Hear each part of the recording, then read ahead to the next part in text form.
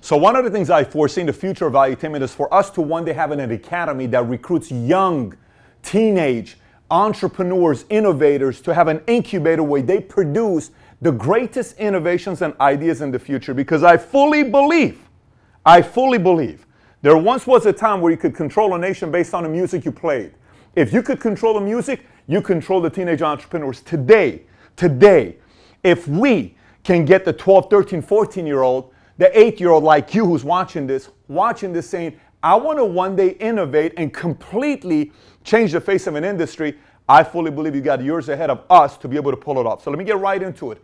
10 reasons why I fully believe teenagers make great entrepreneurs. Point number 1, nothing to lose. Let me explain to you what I mean by nothing to lose. When you have kids, when you have a wife, when you have a mortgage payment, when you have rent, when you have all this stuff that you have to do, you come from a place of fear. You come from a place of, oh my gosh, what if something happens? What if something takes place to me? Listen, teenagers got nothing to lose.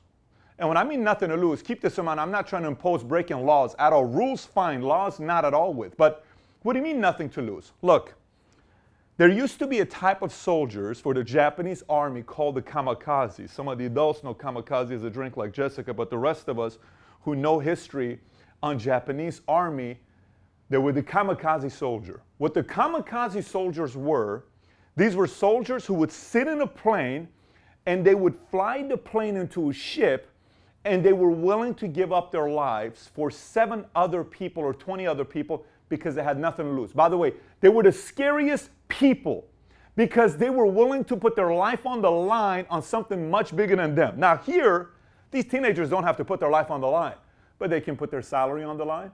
They can put their income on the line. They can put their job on the line. They can put a lot of other things on the line because you're 13 years old. You're 14 years old. You don't have kids. Hopefully you don't have kids. You don't have any other responsibilities. You can take that mind to go out there and do things that other people are afraid of. Number 2, you speak a unique language. Let me tell you what I mean by you speak a unique language. Not everybody knows how the language is spoken, and a 12-year-old, 13-year-old, 14-year-old, no one knows how to speak that language. If you're 35, you don't speak that language. This is why 35-year-olds are not cool to 15-year-olds. This is why even me right now, if I speak to a 13-year-old, they think I'm an old guy. Oh my gosh, he's so old. He has no clue what's going on today. Because you're right. I don't speak your language. I'm not in your world. 50-year-olds are not in your world. 28-year-olds are not in your world. You speak a unique language that nobody else speaks. By the way, every generation speaks a language that other generations do not speak. So what does that mean to you? I don't understand this language. Are you talking about like I speak Spanish?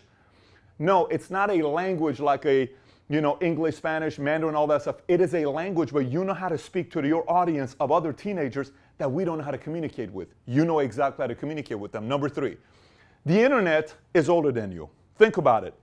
You don't know life without the internet. Okay? To us, like we have internet stores. Oh, AOL chat or net zero. And you don't even know what net zero is. You don't know what Comcast is, right? To our parents, like we grew up with TV. I don't know life without TV, but my parents like, oh my gosh, when TV first came out in the city, if you had 2 of them, you were a millionaire. And then to my grandparents, radio was so cool. We'd sit there with all our family at night and listen to the radio. Newspaper was so awesome. We could read this newspaper. We didn't miss it. And we always had it to go through it. There's so many things that are cool, but to you, you don't know anything without the internet. So what does that mean? You know how to deal with Snapchat, Facebook, Twitter, Musical.ly.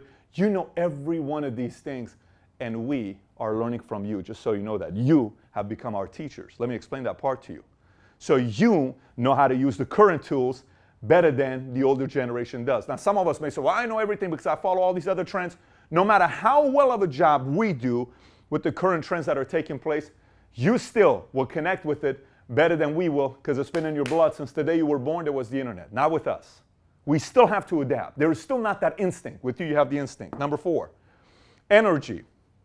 You have all the energy in the world. You have all the energy in the world. Your energy is fine. Your health is fine. You can work and you can do all this other stuff. It's just boredom becomes your enemy. But you have all the energy in the world. You can sit there and play video game for 8-9 hours. You know, if an adult did that for 8-9 hours, like, oh my gosh, I can't do this anymore. That's still part of energy. You can go out there and play basketball, pickup games. Luis, when you and I were 16 years old, how many pickup games can we play back to back to back to back to back to back to back? So many, 10, 15, 20, you're fine. Today, we play 2 pickup games. Like, I got to call the doctor if we play a couple pickup games. But back then, it was no problem. You couldn't go back to back. You got the energy. Number 5, you still believe everything is possible. You still believe everything is possible. You still have that. You still have that childlike tendency that adults lose. By the way, watch this here. Let me say something that's crazy. Do you know why people like Jimmy Fallon? Jimmy Fallon may be 40-something, but people like him because he's childlike. He's like a child in an adult, so we love him. Why do people love this James Corden guy from the Late Late Show? Because he's got a childlike tendency to him. Why do people like these types of guys? Because they have still kept a part of them that's childlike. There are some athletes like that, some Hollywood stars that are like that, some singers that are like that, some business people that are like that, and we love that. We gravitate towards it. Why? Because some of our fondest memories were when we were kids just playing with toys and having fun. It's like we got no worries, no bills. It was awesome. You still believe everything is possible. Some of you still believe, Santa Claus is alive. Santa Claus is real. Like, really, some of you may still believe Santa. I hope you do. If you don't, you're missing a part of the imagination. Some of you guys still believe a lot of crazy things, right? And that's cool because you think anything can be built from ground up and take it to the top, where a logical person could say, come on, man, that's not possible. You can't beat, Ford Motor Company. You can't go out there and get all these yellow cap to put them out of business. You can't go up against, a company like MySpace. You can't go up against you cannot do it. Are you out of your mind? No one can go up against Sears. Your name is Walmart. No one can go up against Walmart. Your name is Amazon. You can't go up against. You guys are fools. But you say, I think it's possible. It's cool, let's try it. It's cool, let's try it. It's cool, let's try it. Because you still got that childlike tendency. Number 6, you're different than people 10, 20, 30 years older than you. And that's an edge. People will tell you you're different. It's a compliment. You're different, man. It's a compliment, right? You're different. Compliment. Don't be afraid of being called different. You're different. You are different. So what? I'm different. People say, Pat, you're so different. I'm fine being different. I want to be like everybody. Totally fine being different. You're different than them. And you got to figure out a way how to capitalize here. Because it's tough for them to revert back 20 years. You already know how to be, the age you are during this time. Number 7, you're open-minded. You're a little bit more flexible because your mind hasn't fully been made up. Now, that could be a good and a bad thing because hopefully you got the right parents and right people around you that are at least giving you how to discern between a right decision and a wrong decision, but you're still open-minded. You're still trying to figure out what works, what doesn't work. You still kind of sit there and you're like, wow, this guy said this, that makes sense. Wow, that guy said, who's right? I don't know, let me research. You're open-minded. You still have ways to go out and get this brain going. Number 8, access to problems generations ahead of you can't see. Access to problems generations ahead of you can't see. I don't know what virtual bullying is. You know. That's a business. If it turns into a business, I don't know how to do it. You know how to do it. I have to watch a movie to figure out what virtual bullying is. I have to sit down and see other people tell me stories. It never happened to me. I never had virtual bullying because we don't have Facebook when I went to high school. But you know it. There's a lot of things you know that we don't know. You know what it's like to be in 7th grade or even in 4th grade, say, oh, Mary started her own YouTube channel. She's got 17,000 subs. I don't know what it is to be in 4th grade, having a YouTube channel, learning how to use a camera. You know those things from that age. Number 9, curiosity. You're still curious. You still want to learn. Number 10, ignorance. Let me tell you, there is power in ignorance. What do you mean by there's power in ignorance? Ignorance. You have no clue how hard life is. And that's good for now. Because life is freaking hard, okay?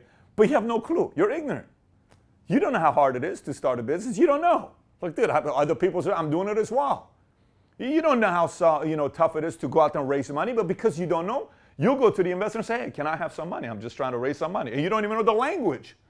My PE ratio and all that. You don't know that language. It's like, listen, I need $2 million. What do you think? Yeah, and I can't give you $2 million. Can you give me 5,000? You don't know because you're ignorant. And ignorance is power at times.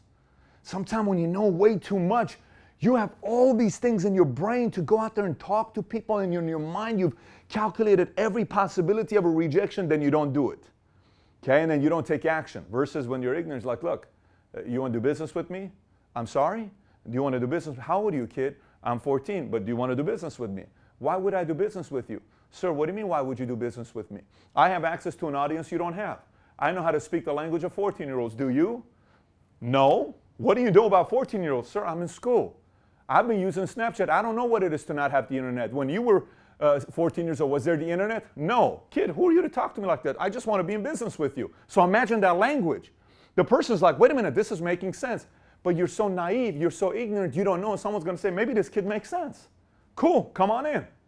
Let's figure out a way to do something together. But you're ignorant.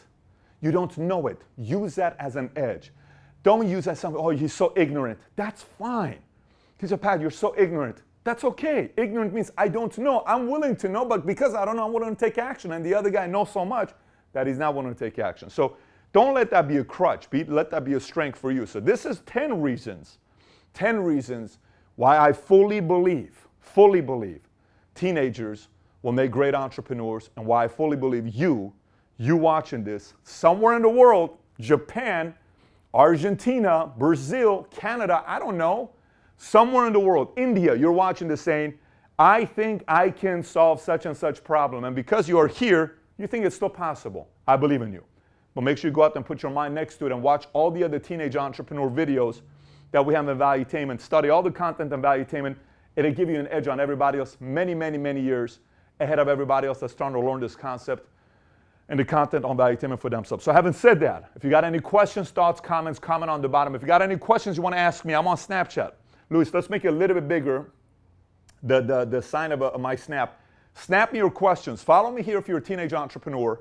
Follow me there and post me your questions. If I don't answer back, write it again 3-4 times until I do. I get hundreds of messages a day. I can't get back to everybody, but if you do multiple times, I'll get back to you. And if you haven't subscribed to this channel yet, subscribe to the channel, click on the alert button right next to it to join the notification squad. And if you know some other teenage entrepreneurs that need to watch this video, share this video with them as well. Take care, everybody. Bye-bye.